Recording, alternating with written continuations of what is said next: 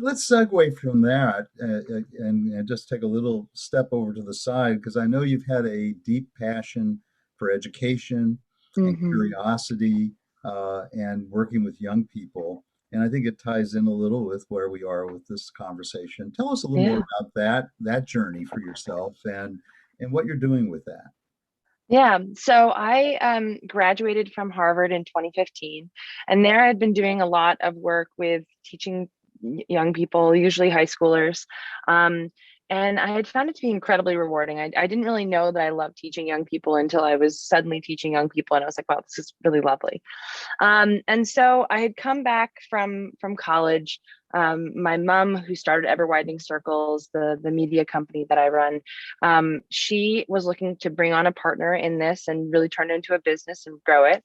And she had had people interested in using our content in the classrooms. And so I came on to help her with the business. And I said, but I really want to work on this education thing. This thing that teachers are talking about is very interesting.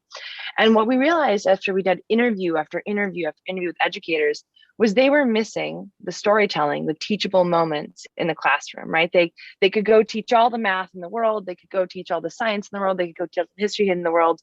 But if students didn't have a common language of storytelling, right? If they didn't all know that there was an international space station, or they didn't all know that there was countries outside of the US, that people live perfectly normal lives outside of the United States, they couldn't really have these teachable moments. And so what we realized was that in order to best help students, we need to create a means of giving teachers a way to tell stories that connected the nuts and bolts of learning to the outside world, and then in doing so spark curiosity in students.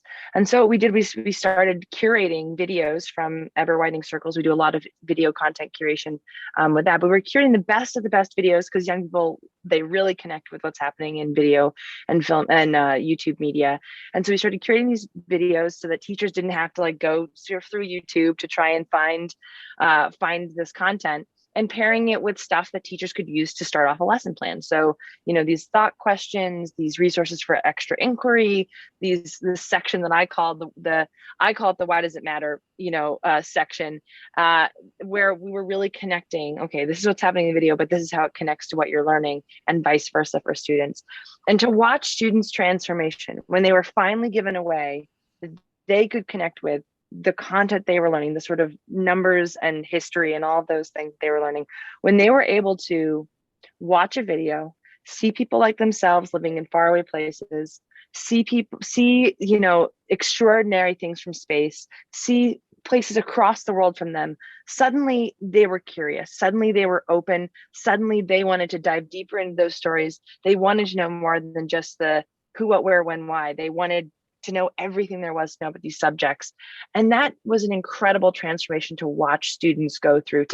You could see sort of the door opening. I remember going and teaching one day because I love teaching, just like the starter class with these. And it was like a classroom of, I think it was mostly boys. They, arms crossed, hoodies up, they could care less, heads on desks. And I was like, all right, we're going to watch a YouTube video today in class. And okay, that like piqued some curiosity.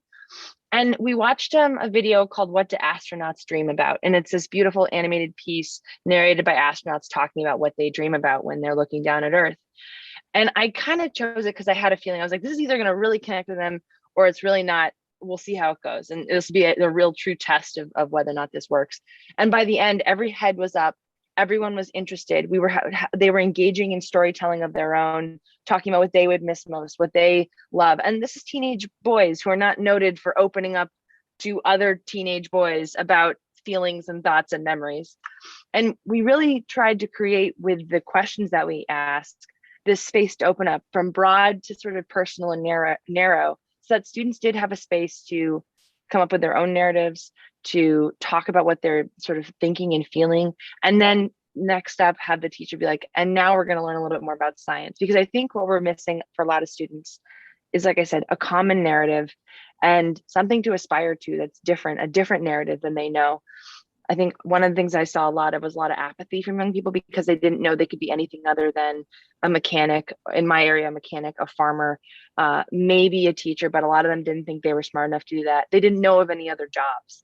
And suddenly to see all of these other jobs open, what does the world look like larger than me? I could go take care of baby elephants. I could go be an astronaut. I could go do all these things. Suddenly they didn't have apathy anymore because they could see a different narrative for themselves.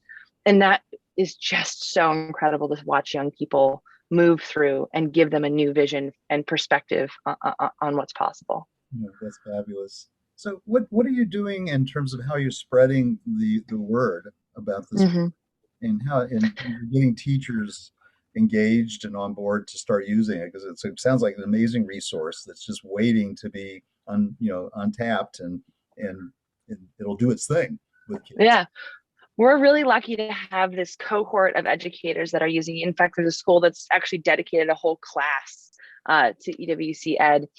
And so we're really working bit by bit with educators to try and get a lot of feedback from them on what's working, what's not, how do we improve, what do you want next? I think one of the spaces that we're really looking at is how can we best serve that next step for educators, right? Sure, we have the video there and it's opening up questions, but what do educators generally want next after this? What kind of conversation? So now we're in a really interesting space, now that it's been used for a couple of years, to say, okay, how are you using this thing, right? We gave them the tool and found that educators were so creative with how they used it.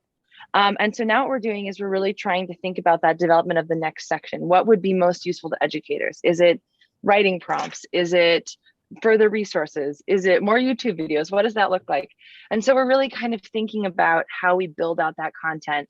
And like I said, we're really lucky to have this sort of wonderful word of mouth spreading between schools, and we get educators on board, and very fortunate to have that growing, sort of mushrooming around, because it isn't something that I have dedicated as much time as I want to try and get it out there to every educator in the world. But that's like the next year project. And then of course, with education changing so dramatically in the last year and a half, that sort of switched up our whole Sure. vision for what was possible. And that's often lacking. I mean, that's just, Hmm. and they see that as not just a nice to have, they see that as an essential need. It's essential. Yeah. It's essential. And I think because when you are curious, it is fun, right? If you are able to spark curiosity, and not strangely enough, but coincidentally, the school that works a lot with our content is for students that for whatever reason can't necessarily work and function in the normal school system.